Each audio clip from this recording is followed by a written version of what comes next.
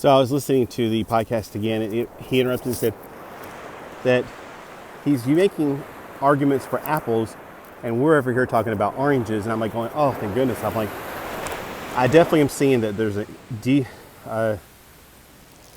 a not convergence, but a divergence of what people are talking about. We're saying one thing, and they're hearing something totally different. It's like saying, when were you born?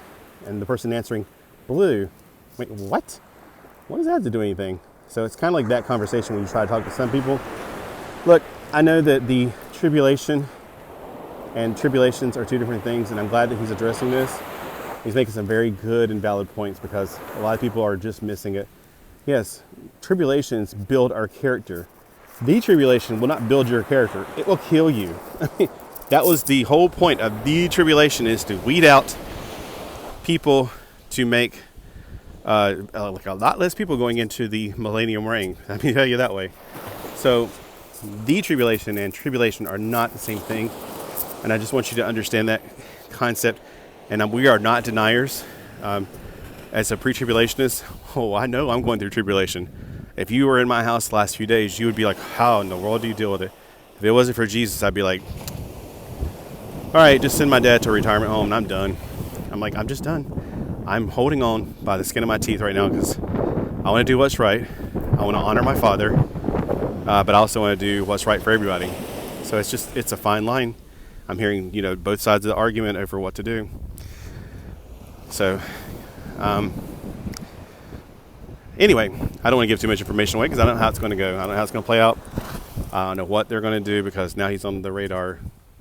I better not even say that much information of what's going on with him. Just pray for my dad, guys. And I hope and pray that the rapture, I was about to say the tribulation starts soon, and hey, that means the rapture is just 1 second sooner at least.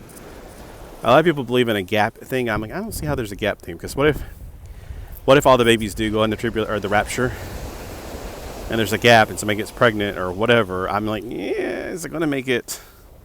If there's a gap of 3 years, that means there's going to be a whole group of babies that'll be, during the tribulation. And I don't know how that's going to work. That is a thing that my mind is open to both sides on.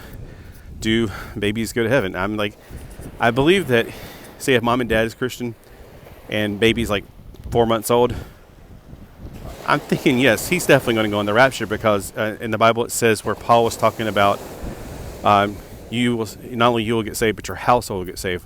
Well, household, if you break the word down, it's the people in your house that you're holding. Basically, it's people you're caring for that are too young to care for themselves. So if the rapture happened and you're saved, he's not going to leave those children, a 4-month-old baby there by himself. You're like, well, you don't know that. I know my Lord. So at least for those people, because I don't know, maybe people who are,